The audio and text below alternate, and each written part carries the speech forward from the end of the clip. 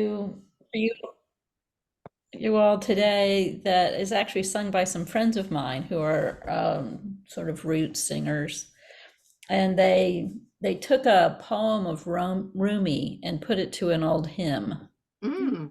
and so it's really on the theme of non-judgment, which we were talking about last time, and we can keep thinking about how that works and how it doesn't work, but but as I've said before, when we play this music, it's a kind of prayer. So we can spend a moment just connecting to that inner posture of prayer and spend a moment to connect with our breath, our body.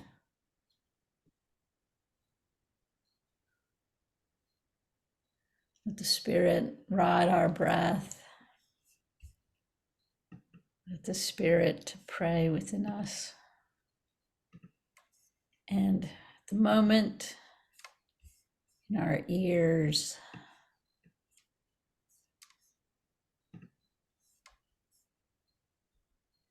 so let your mind fall into your heart and let your listening be your prayer.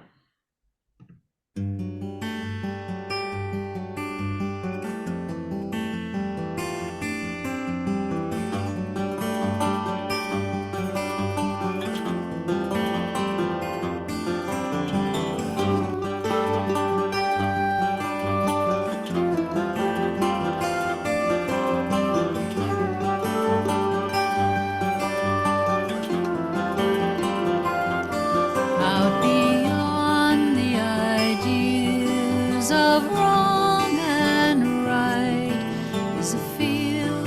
I'll meet you there.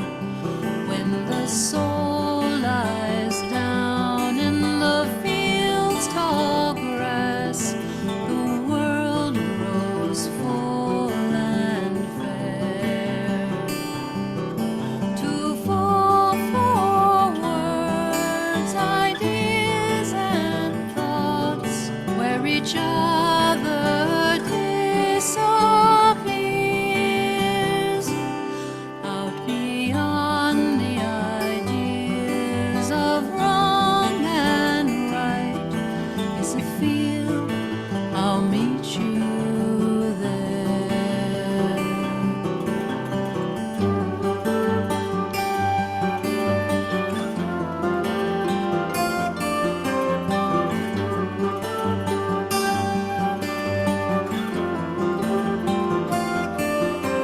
We struggle at the prison door with bars of fear and care. How easy to walk right through that door into the open air. Sweet love can lead our souls beyond the old words tangled lair. Out beyond the ideas of wrong and right is a field. I'll meet you there.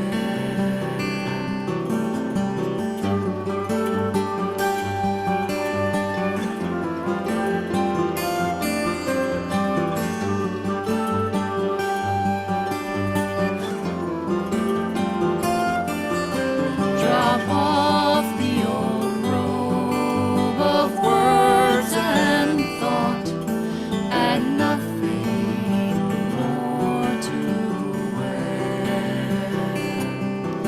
Drink deep from the dawn and eat from the dusk, have nothing to declare. Fall into the waves of love and flow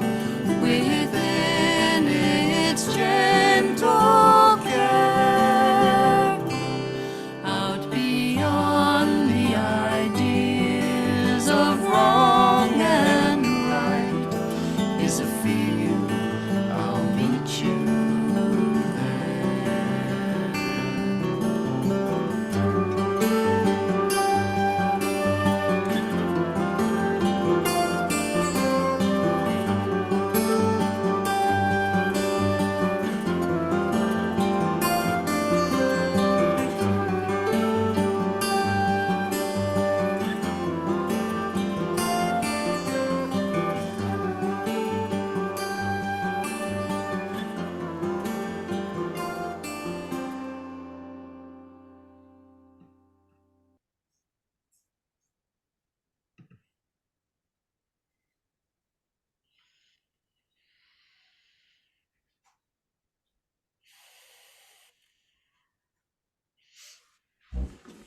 So Rumi has a lot of wisdom for us.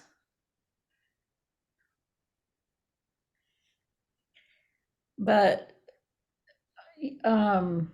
you know, in a tradition that is so, you know, committed to trying to do the right thing, this language of beyond, there's a field out beyond wrong and out beyond ideas of right and wrong. There's a field. I'll meet you there. What do you think about that image?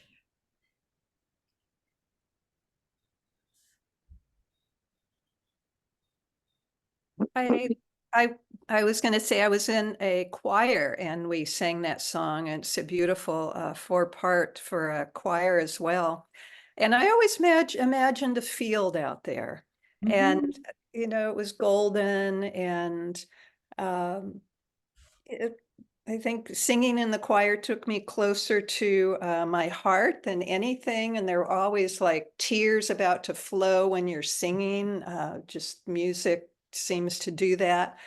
And it was a visual for me as well, especially because I think maybe at the time I was having problems with my husband. So instead of judgment and who's wrong, who's right, yes, we can both be uh, in that field. Mm, Great. mm, mm. Yeah. Wendy, this is Judy. I don't know if you've met her before. She's a Hi, friend. hi, Wendy. Hey, Very nice Judy. to meet you. I love your book. You're such a Oh, beautiful writer, and you have well, so much wisdom. I that's just, so kind of you. well, it's very sincere. Um, Regarding your question, I would say it made me think of the 23rd Psalm. He Mm, maketh me lie down in green pastures. He leadeth me beside still Oh, waters. yeah. He restoreth my soul. mm, And I think if we can get to that field, our soul is restored. mm, mm. Yeah, I like the way you're combining images, you know, the way music takes us places, the way a psalm and the images from the psalm kind of, you know, reinforces some of this. Um, you know, on the one hand, I think this chapter, I don't know if many of you were able to read it or not, but um, it's this chapter, and I believe the next chapter too, sort of focuses on different attitudes or dispositions that we can think about. So rather than think about a spiritual discipline, or you might say in addition to whatever spiritual discipline is of interest, this other kind of spiritual practice, and it's almost like micro dosing on tiny little possibilities. Um, you know, so it's not a big commitment. It's just all the tiny little micro dosing one can do during the day um, to affect your ability to notice, to be aware, to connect, to enjoy, to feel um, empathy, to be grateful. Um,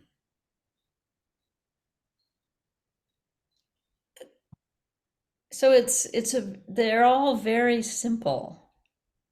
There's nothing like you have this huge accomplishment to attain as much as just kind of dailiness. And I think as I thought about that after Diane's reminding me of our conversation last time, I wonder if this idea of sort of microdosing on a variety of practices or a variety of ways of paying attention to your mind and I wonder if it would be a way to this is a question because I'm just putting these thoughts together in light of the way this conversation has emerged. I wonder if that would be a way of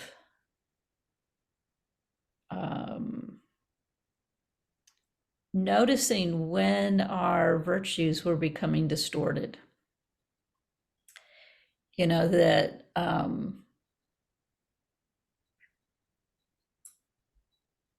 because there's a kind of family of things that are interacting rather than an attainment or a discipline or a particular value.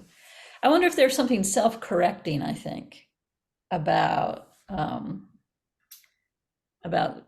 thinking about it this way. And I'm curious, but yeah, Julie? Well, I thought this was the most radical of the chapters of this book so far for me, because when I think of contemplative and I think of beauty, I really think about getting out of the head.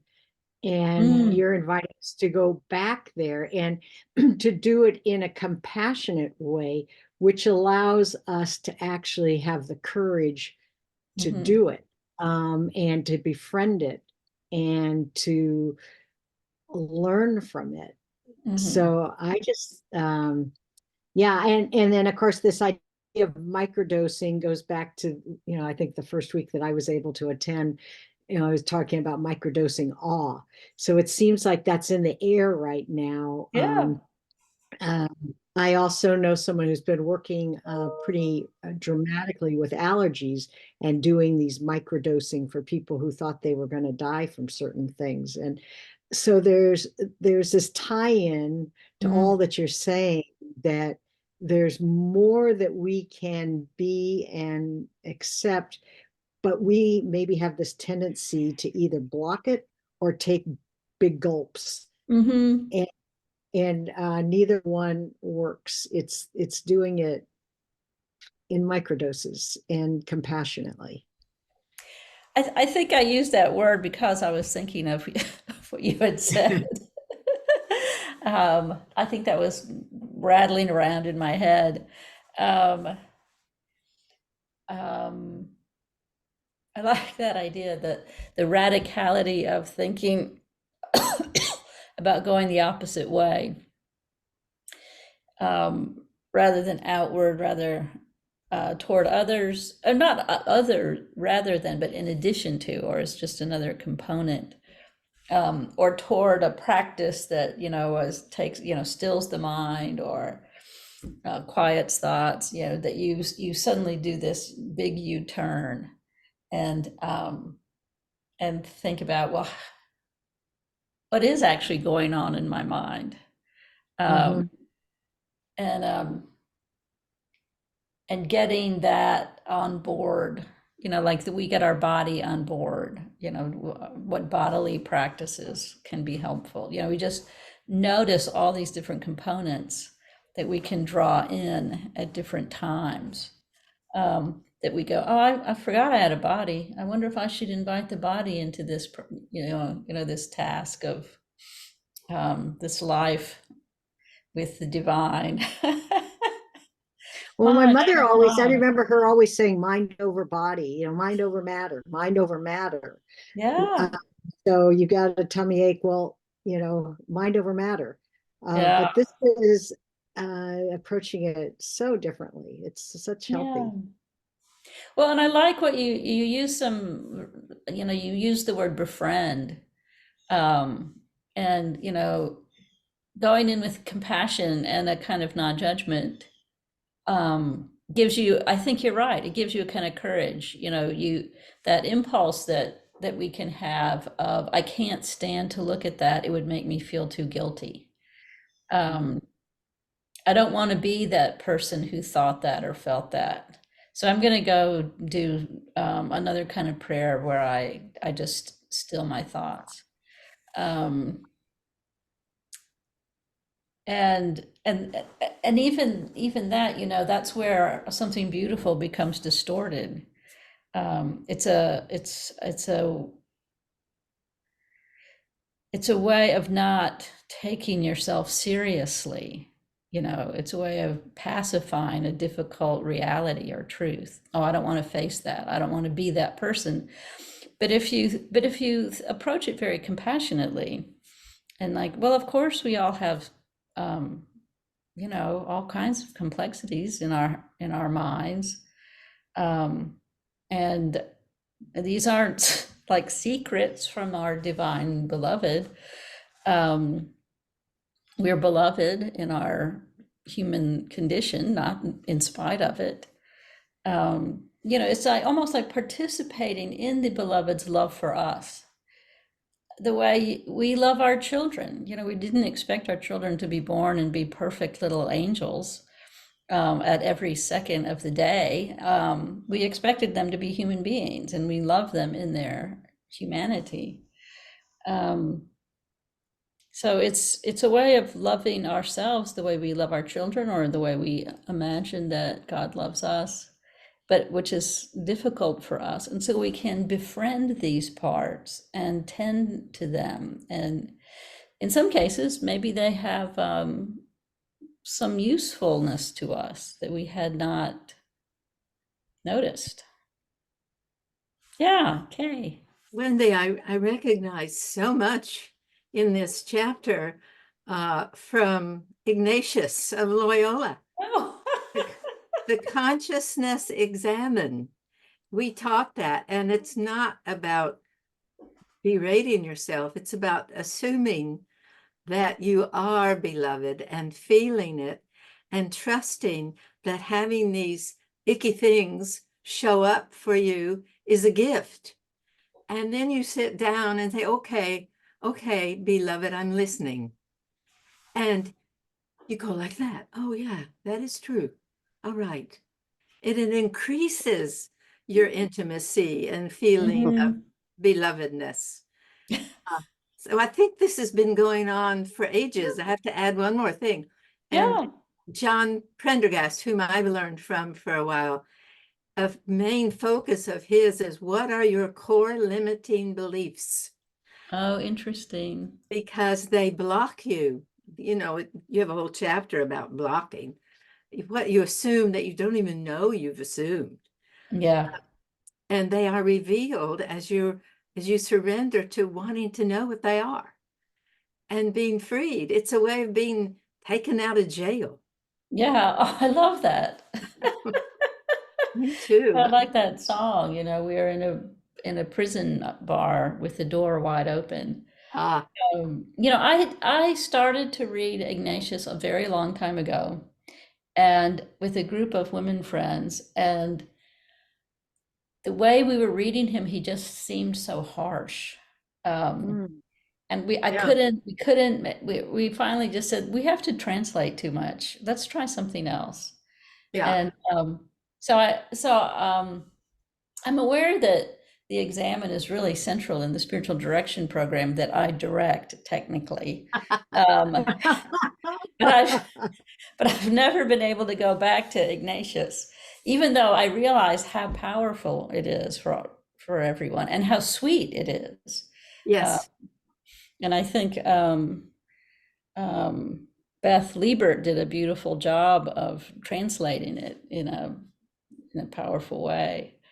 That used to be my job in the DASD, was to teach this part of Ignatius in a way that seemed sweet and inviting. So I took my own method.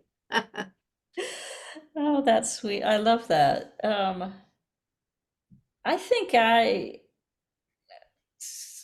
I think I got sort of in this direction through the desert ascetics, who at Bagrius and Simeon, the new theologian, and the Hesychast and so on, who were very interested in practices of watching the mind. And but yeah, I think that the the contemporary approaches to contemplative practice in Christianity, in my study of Tibetan Buddhism, that they don't necessarily they're not mind watching practices. Somehow I got interested in these old traditions. I think also it's just been very helpful to me to just notice how my mind actually works. Right. You know, and even, you know, you do it and you still only are like a half an inch deep. You know, what did you say, Kay? The assumptions we make that we don't even know about. Yeah.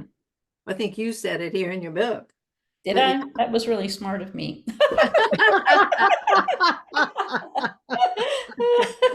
There's a beautiful part here. Shall I read it back to you? Sure. Maybe not. Read it to us. At the beginning, this practice is difficult because I'm so unaccustomed to noticing what I'm really experiencing. Access to my inner experience might be blocked by my overactive and judgmental superego, or by family patterns that made self-reflection dangerous, much safer to stay on the surface and not think about what was really happening. Or perhaps we have such deeply rooted feeling of shame that to acknowledge even the tiniest mistake seems completely overwhelming. Alternatively, we might feel a deep attachment to an image of ourselves that is more ideal than real.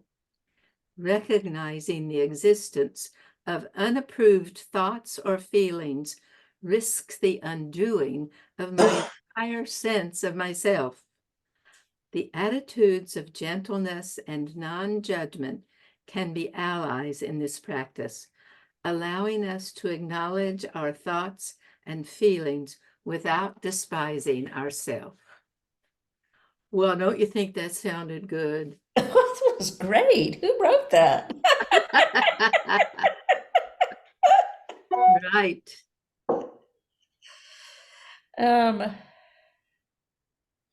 Do you all, when you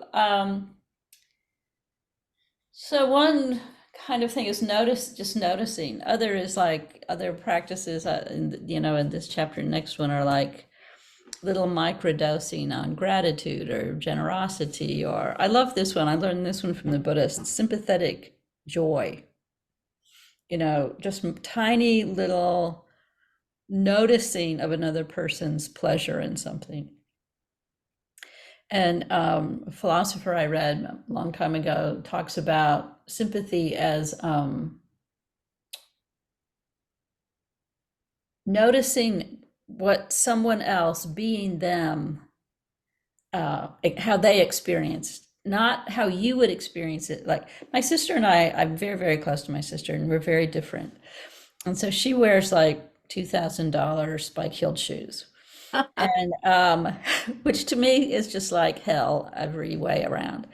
But when she comes out in her shoes, you know, to be able to go, you know, just like feel her pleasure in these shoes, even though it's not, that would be like not how I would feel if I were wearing them, but how does she feel wearing them? She feels happy. She feels like, you know, she feels good.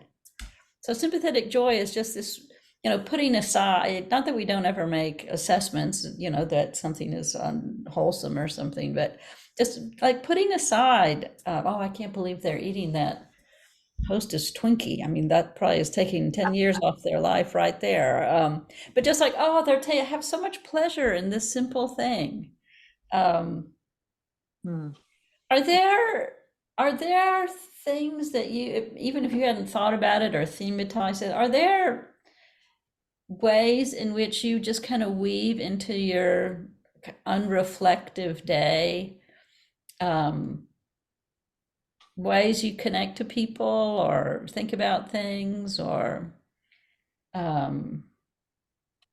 respond to something that you, upon reflection, could think of, well, yeah, that has helped me, or that is um, um, that has sustained me or helped me or made my life more joyful, or are there little practices that you all are aware of? I would say taking a walk. Yeah. Getting outside, taking a walk, noticing things. I don't use a Walkman. I just listen to what's going on around me and looking at people and trying to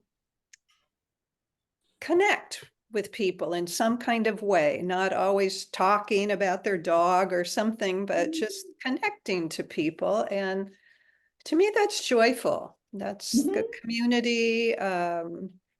There are people that live in my community, and I may not know them, may not see them, but yeah, and being in nature.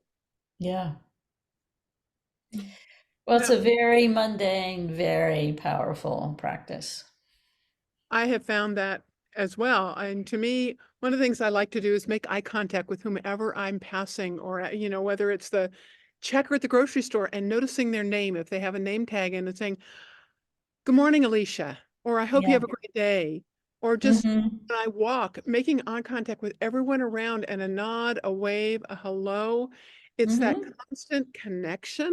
Because Yeah. you don't know, I mean, you don't want to disturb their thoughts, and you kind of know those that totally ignore you, and you go, okay, not the right time. But I think just the simplicity of making eye contact and a greeting to somebody, especially if you Hmm. can see their name, because a name is such a connection to you um, as a human Yeah. being. It's like, I don't know if you know Martin Buber's book, I and Thou, but it's like a little microdosing of I and, like acknowledging in a second that you are encountering a human being, and even a human being of sacred worth. Yeah. Just that second, just a beautiful and enlivening of both of your humanity. Mhm.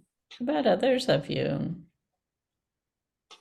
When I was commuting um, pretty regularly to Berkeley, we live up in St. Helena, I would get into this horrible traffic, and my first response was, "Oh, all these people," and then I decided to flip it and bless the people. Mhm. And so they had no idea. They might be putting eye makeup on as they were driving or whatever they were doing, but I made a point to bless Mhm. each car as I went by, and or Mhm.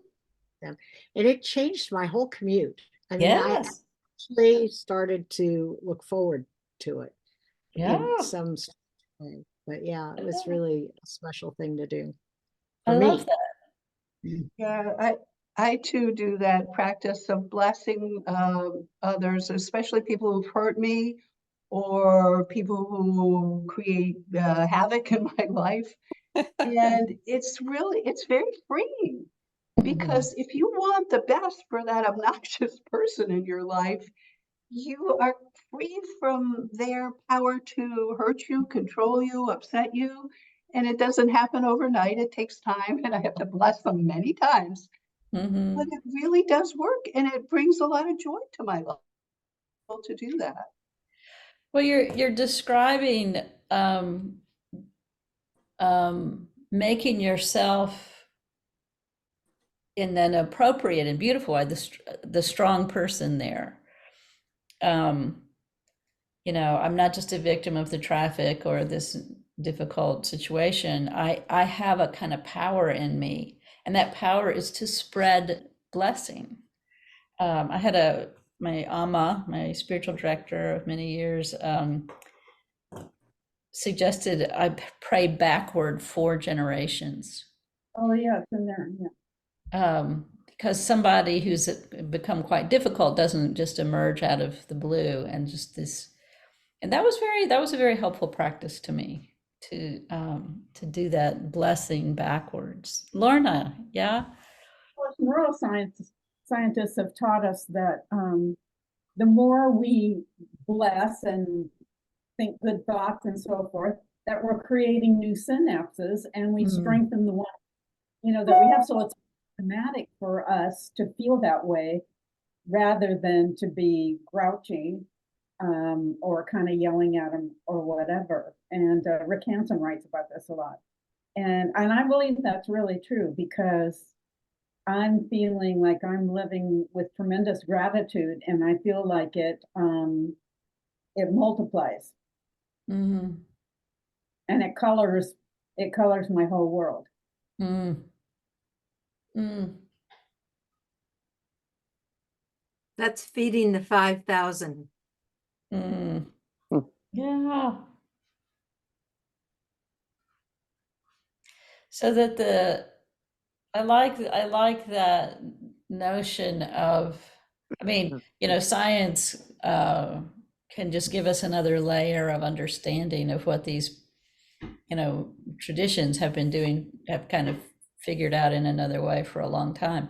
That when you think about it as a small activity, just like blessing somebody in the car or experiencing generosity in a kind of very immediate, concrete, small way, enjoying the bird songs or looking at someone in the eye, all these very small gestures that might take a few seconds, actually are recreating our mind, body, our brain, recreating what's possible for us in a way that I would do things like, you know what, I'm going to go to the gym every, 5 days a week. I'm going to do 30 minutes of weights. I'm going to do 30 minutes of, I just have this huge plan. And I'm like, oh, I don't have time to do all that. So I guess I'll just not go. Yeah. Yeah. Or, I'm going to sit down, I'm going to meditate for an hour.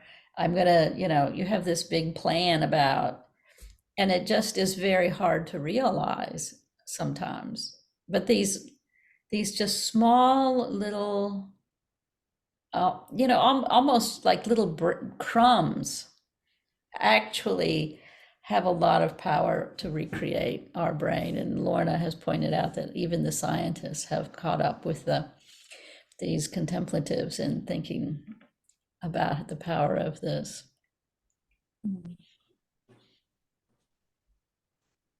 Are there other examples?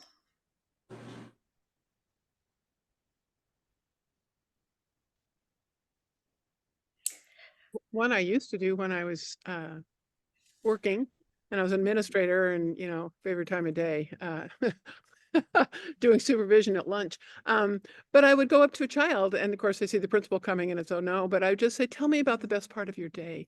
Oh, What feels good for you? And I'd say, I'm not talking about what happened in class necessarily. I'm talking about, did you like breakfast? Do you like what you're wearing? Did you yeah. go with a friend or ride your bike or whatever? And then I'd say, no, what's something you wish you could change?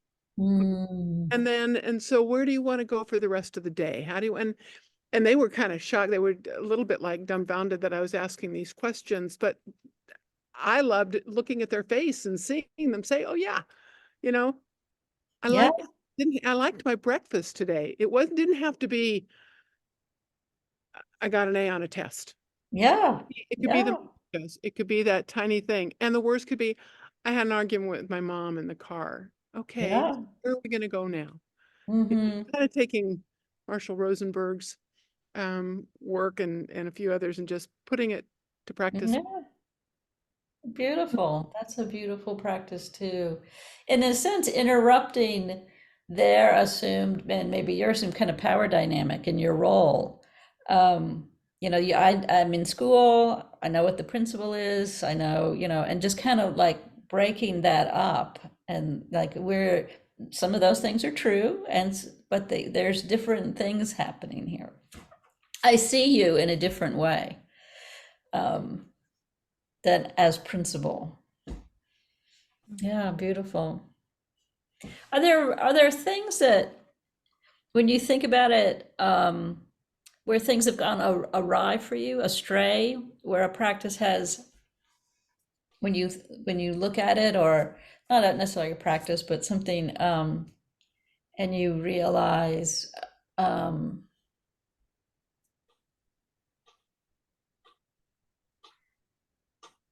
distracted by these two squirrels who seem to be engaging in the, spring has come in a young man.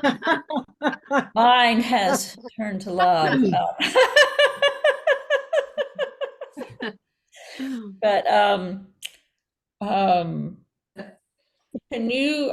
is there any time when something you felt like, I really depended on this or valued this, and I believe it has not served me the way I thought it had or hoped it would?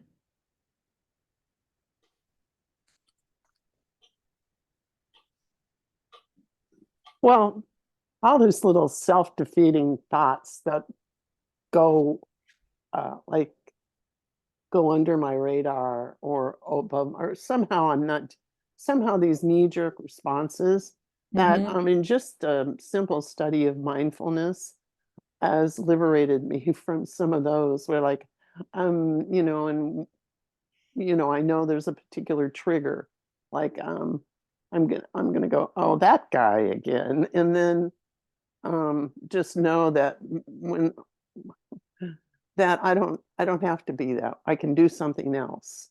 Mhm. I can have a different response. I don't have to have a knee jerk. There's a whole bunch of responses, not just that one knee jerk response, and just kind of melting that and giving me some fluidity around circumstances. It was like, I'm like, wow, this is so simple. Mhm. And yet, but I mean, I have to be able to, I have to notice it's going on, first of all, and Yeah. that requires some devotion to the practice of mindfulness. And Yeah. then I'm sort of have been directed, this is how you can let go of that and do something else if you want to. And that's that's been a tremendously helpful thing for me, and just kind of um, taking me out of this mundane, boring, kind of repetitive behavior that I'm sure I'm not the only one that has it, but No. I know it seems so glaring. And it's kind of let it go. Being able to let that, to being able to notice it, and then immediately going to a different alternative, and that's been pretty wonderful. I don't even know if that's what our conversation is about, Yeah, but absolutely. I wanted to contribute something. Yeah, it's great. No, I think that's a great example. And what your description reminds me of, or makes me think of, is how layered our mind is. And Mm, so you talk about self-defeating thoughts, and maybe many of us have suffered or still suffer from this kind of habit of self-defeating thoughts, except that they don't. So often, we think of the thought as something that we're thinking, like, oh, I can't do that, or I'm too stupid to do that, or, these self-defeating thoughts. But what you say is you don't even notice them. That is, say you act on them before they've even come up to this, like, oh, I can't do that, doesn't even manifest as a thought because you're acting on it already. And so, this practice, if I'm understanding you, this practice of mindfulness, by letting you notice it when it does, gets you better at unearthing that prior layer where it wasn't even manifesting as a thought. It was just a conditioned response. And right. And understanding what the trigger is too, knowing, okay, I'm going to see that guy, and then that's a trigger for yeah, this kind of knee-jerk, boring stuff going on. So just knowing, so even the second that the first glimpse, I go, oh, and then if I understand there's the trigger, then Yeah, and then, or even be prepared for it. The yeah, next time I see him, I'm going to do yeah, something different. yeah, I mean, yeah, just understanding that part of myself um, is has been part of it for me too. yeah. Oh, I really appreciate you bringing that up.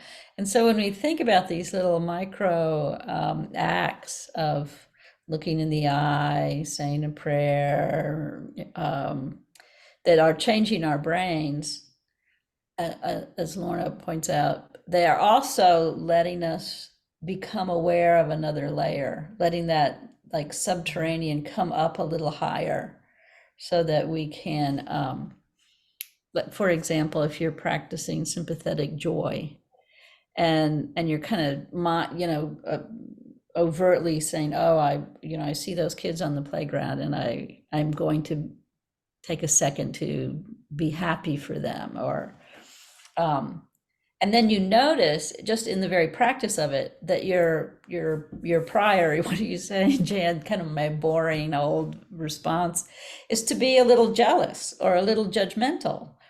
um, and you hadn't even noticed it. You were just walking by thinking you're not very wholesome thoughts, and then when you practice this way, you notice, oh, actually my spontaneous response would have been to say, oh, you don't deserve that, or why aren't you, you know.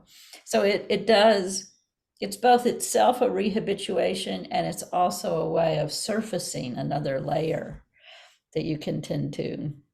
Hmm. Diane, yeah. Yes, I just wanted to add that I think it was in the previous chapter, and you had mentioned the pause before the judgment. And I've just been thinking a lot about that. And that to me is being in the state of grace. Mm, There's this wonderful kind of suspension that you have of just taking in what is there and not judging it and thinking about it differently, mhm, having it change your mind in a different kind of a way. yeah. Well, it's a great thing to notice that we have and we can cultivate more freedom about how we connect to our own life and to the life of the world. We just have more freedom. And you use the word grace. It's not just a self-help program, and that, self-help programs, if they help you, I'm good with that, by whatever means necessary. But as thinking about these things as spiritual practices, they're really, watching our mind is in the company of the beloved. Sympathetic joy is in the company of the beloved, and they're all little seconds, like, looking someone in the eye and seeing them as sacred worth. That's a kind of practice of, I'm seeing you with the eyes of Christ. I'm not seeing you in my principal eyes. I'm seeing you with the eyes of Christ. I'm seeing you as a person that matters. And in that sense, all these little practices, they change our brain, they change how we feel, but they also can really deepen our faith and modify it. Sometimes as our faith is modified and can be disorienting. But I guess I'm wanting to say it's not really an antithesis of, I'm going to, in the centering prayer instruction, I'm going to let go of my thoughts and assent to the presence of God. There's a way in which I'm going to focus on my thoughts. I'm going to focus on these small little interactions as a way of being present, to the divine beloved. So they're not, you're not turning away from that intimacy. You're just turning toward it. You know, which way we turn, we we find the beloved there before us. And so this is just another way of noticing how the beloved is showing up for us. One is the beautiful practice of silence and letting your mind rest and allowing that silence to be the nourishing presence. And the other is in the constant activity that we're engaged in, rush hour traffic, lunch supervision, you know, supervising a bunch of kids at lunch, you know, whatever it is, you know, having an interaction with somebody who triggers us. All these perfectly ordinary things turn out to be ways we fall into the presence of God. Mhm.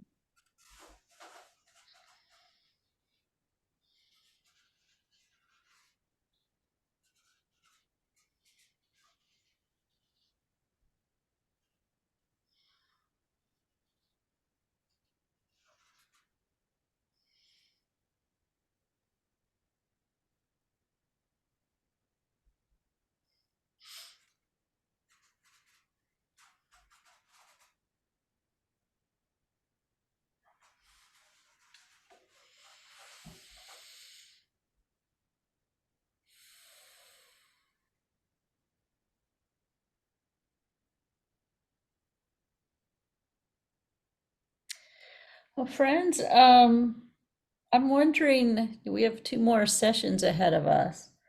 I'm wondering, is there something you want to, is there some way you want to use our time in particular, or something that you want to make sure we open up for discussion, or something that has been tugging at you, but that you'd like to bring up, or a different way of, yeah. So want to apologize right now. I'm not going to be here the next 2 weeks, but I'm not going to apologize for why we're going to France. So Okay. but I have been curious all along what motivated you to write this book. Oh, Why this? you know, I was writing a different book, and it's actually a book I'm still writing. Um, and I began to realize that this was, you know, like in rockets, you know, they have these ones that kind of shoot off by themselves. I realized that this was breaking away from the book I was writing. And one reason was that I was really thinking about practice more, and I was writing a book that was very technical, and I wanted to write something that was not technical, and so that we could have a conversation like this, and which feels much more fruitful than writing something very technical. Um, I don't. I think another, you know, I've been working on this notion of beauty for a long time. Just by accident, I'd started teaching this freshman seminar on beauty. And I enjoyed it so much, and I just kept going deeper and deeper in. But I think the actual immediate motivation for this book, when was this published?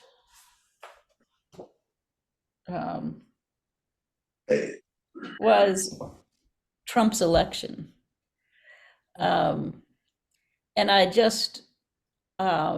felt it then, I feel it even more now. I feel like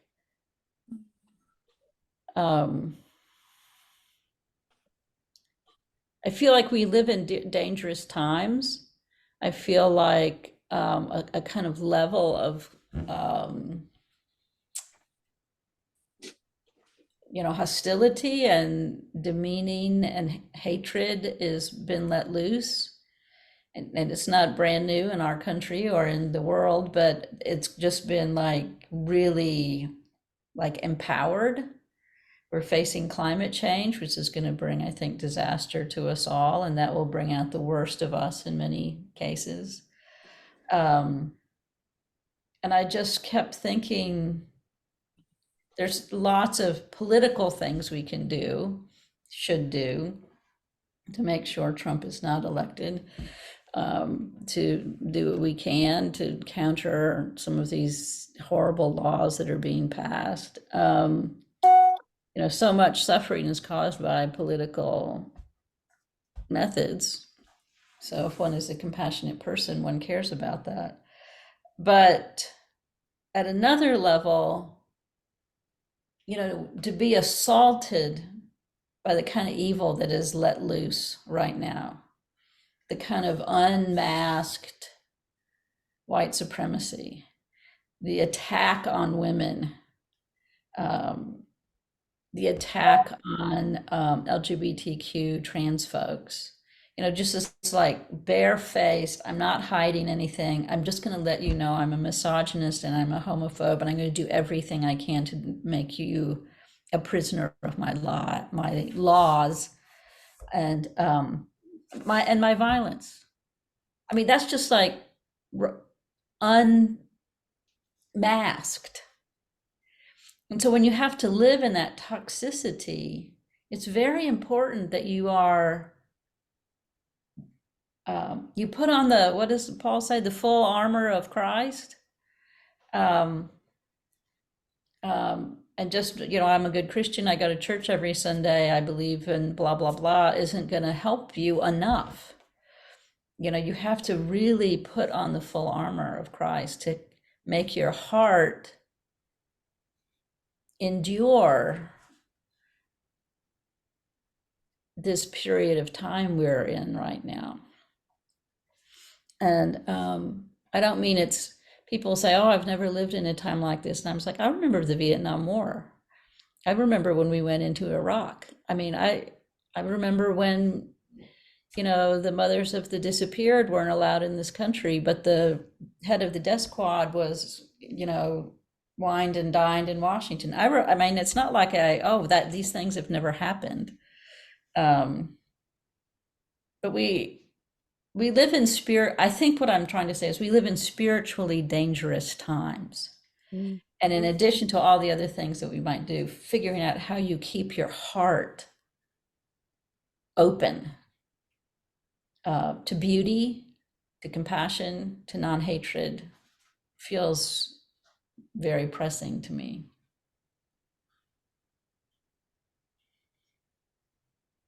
Now, I think your book is telling us that we need to pray for Donald Trump Yeah. and and 4 generations, Yes. because something happened to that man. Yeah. It's not just that man. Mhm. It's not just that, man. And it's, Yeah.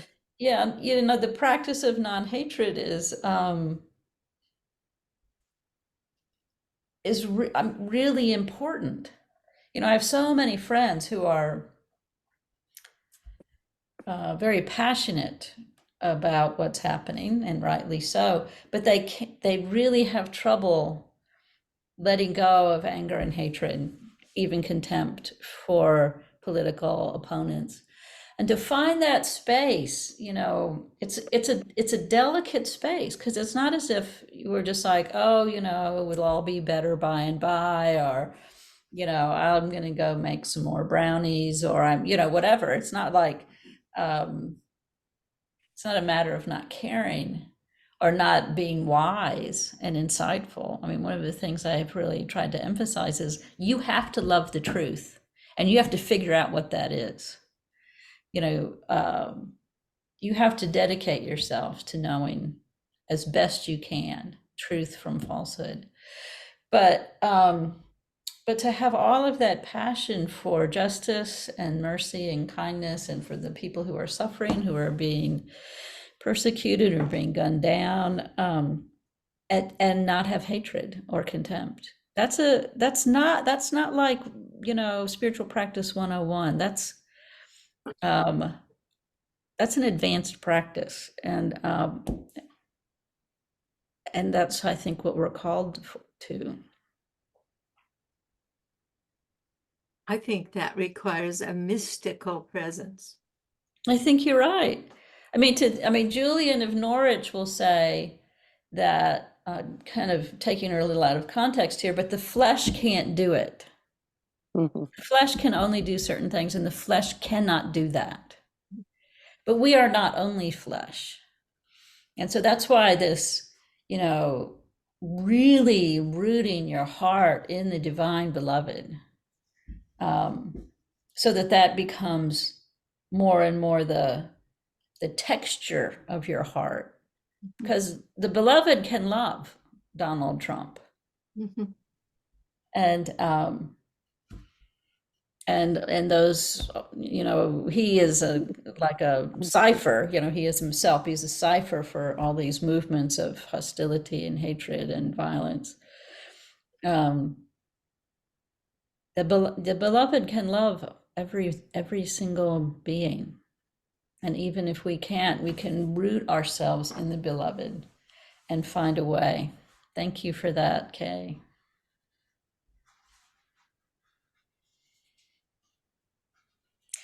Well, I hope you have a fantastic time in France. That sounds awesome.